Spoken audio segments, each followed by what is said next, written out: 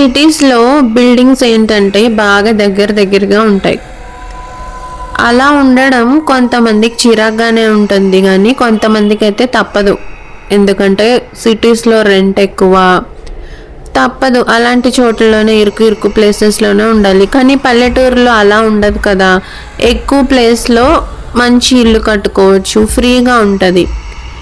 ఇలా ఇంత ఇరుగ్గా ఉన్న సిటీస్లో ఉన్న బిల్డింగ్స్లో ఏంటంటే ఒక్కొక్కసారి మన ఇంట్లో నుండి చూస్తే పక్క వాళ్ళ బాల్కనీ కనిపిస్తూ ఉంటుంది. అలా కనిపించే బాల్కనీలో ఒక అందమైన అమ్మాయి కూడా కనిపిస్తే ఎలా ఉంటుంది? ఆ అమ్మాయిని రోజు చూస్తూ ఉండొచ్చు. అలా చూస్తూ ఉంటే కొన్ని రోజులకి వాళ్ళు కూడా మనల్ని గమనించి ఏమో మాటలు పెరిగి ఫ్రెండ్స్ కూడా అవ్వచ్చు కదా. కానీ అలా రోజు మనం చూసేది నిజంగా అమ్మాయినే అంటారా? మన ఎదురుగా ఉన్నది నిజంగా మనిషేనా, లేకపోతే అది ఆ అమ్మాయి ఆత్మ? రాకేష్ కూడా సేమ్ ఇదే సిచ్యువేషన్ అయితే ఫేస్ చేశాడు. తను తన జాబ్ కోసమని సిటీకి అయితే వెళ్ళాడు.